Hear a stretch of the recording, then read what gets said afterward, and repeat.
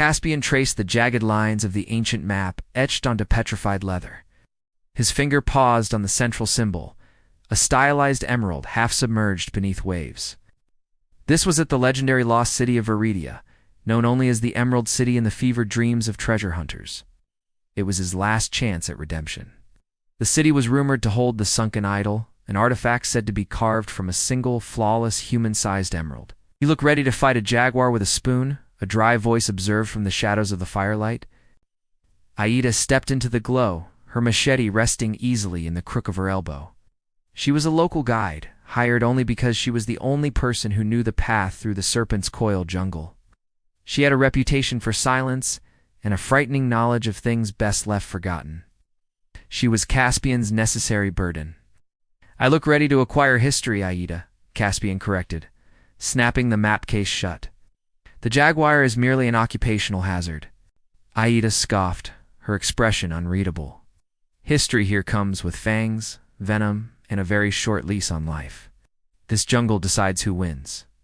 Their journey began at dawn, the air already thick and humid, tasting of rot and life. The dense canopy immediately swallowed the morning sun. The first challenge was the River of Whispers, a tributary that churned with dangerous currents and unseen hazards. They had to cross using a makeshift rope bridge, secured 2 trees that groaned under the strain of time and weight. Caspian, burdened by his heavy exploration gear, moved carefully. One slip meant certain disaster. Aida, light and agile, crossed first. She stood on the far bank, arms crossed, watching him with an unnerving lack of concern. Halfway across, the wood under Caspian's left foot splintered with a terrifying crack.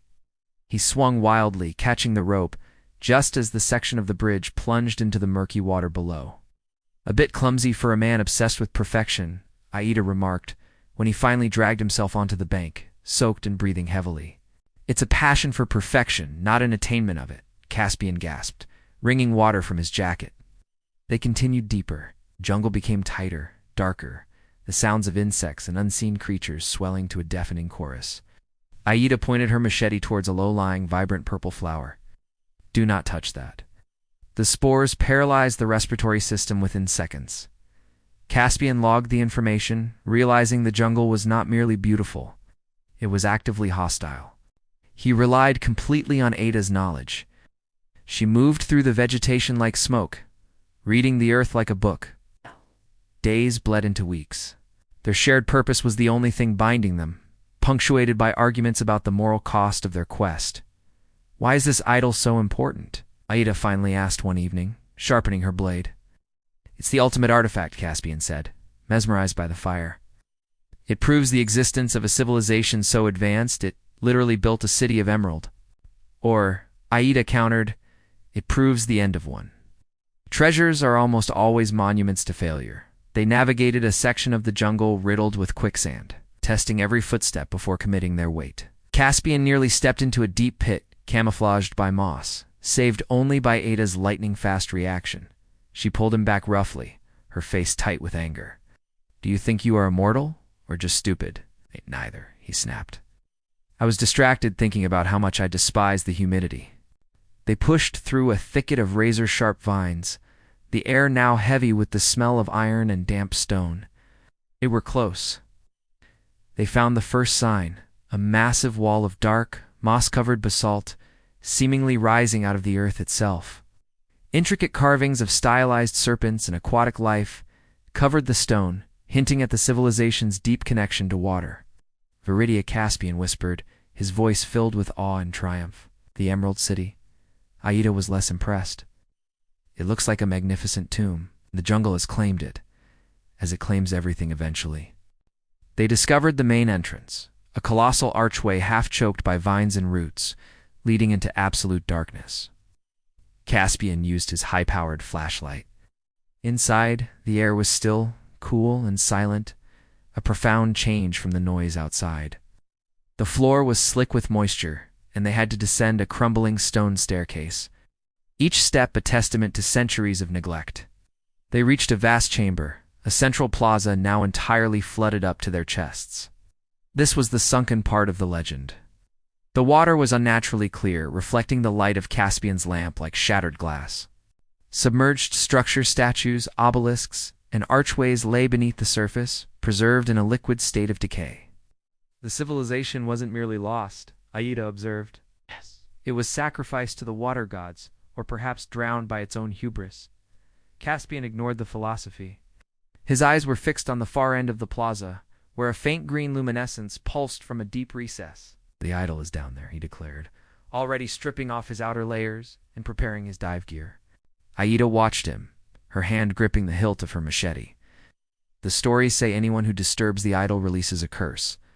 Eidolon artifacts, not fairy tales, Caspian dismissed, adjusting his oxygen tank. Stay here and watch the entrance. I'm going with you, she stated plainly.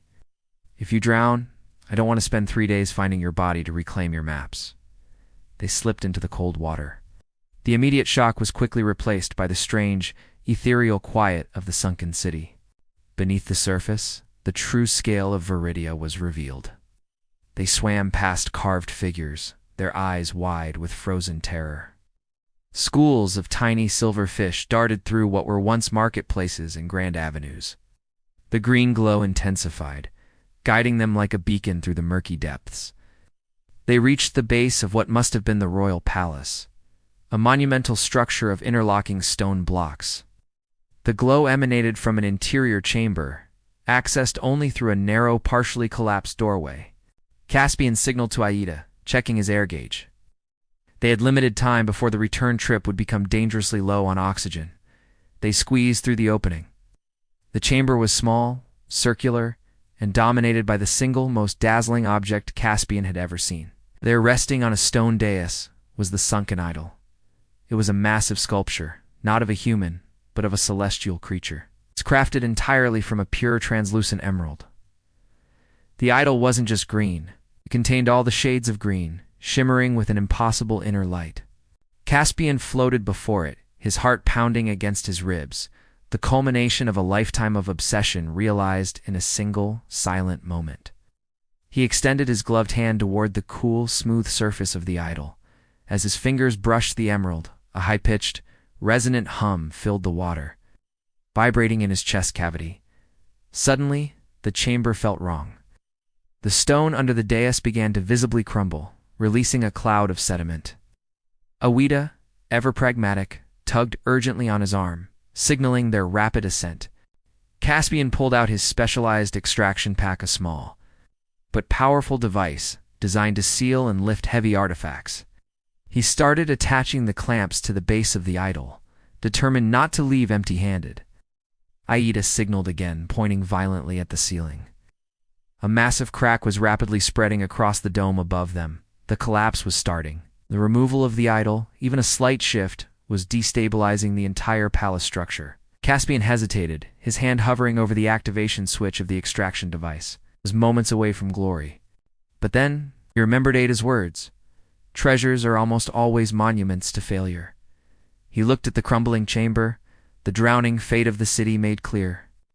Viridia had placed too much faith, too much weight in this single object. Removing it now would not bring glory. It would bring an entire monumental ceiling down on both their heads. His lifetime dream was about to kill him and destroy the only thing that made the city unique, its serene, waterlogged preservation. Caspian made a decisive, painful choice.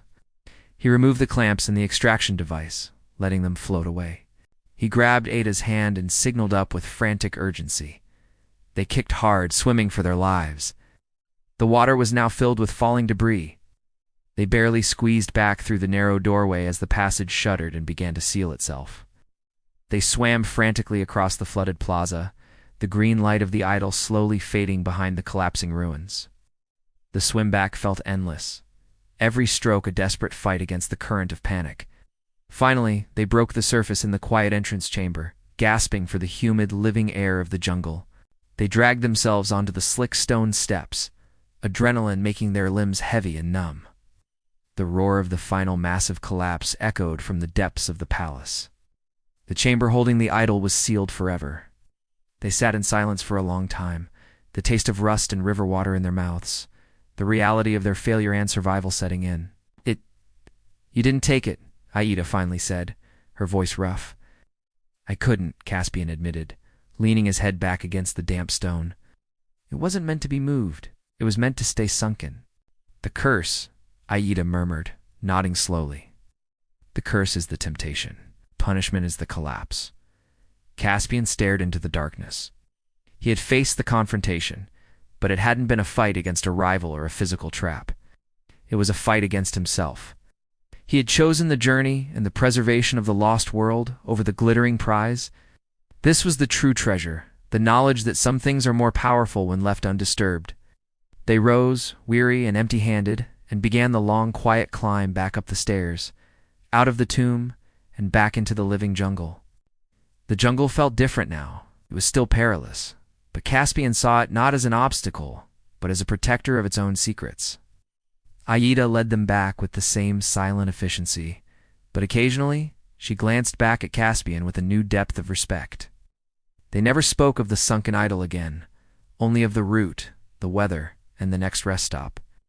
2 weeks later, they emerged from the tree line and stood on the familiar banks of the civilized world. Caspian handed Aida her final payment, which she accepted without counting. So, Aida said, looking at him keenly, what will you tell the funding house? That the great idol doesn't exist? I will tell them the truth, Caspian replied, looking back at the dense, concealing green. The Emerald City is found, but the idol remains. It is more valuable where it is. Aida simply nodded, turned, and disappeared back into the trees without a word, a guardian of the secret. Caspian walked away, his gear lighter, his heart heavier, but his soul finally free from the crushing weight of obsession. He had lost the gold, but found the moral worth of the expedition. That concludes the sunken idol of the Emerald City. Do you agree with Caspian's choice to leave the idol behind? Tell us what you would have done in the comments below. Comment, like, share, and subscribe to Storycraft Studio.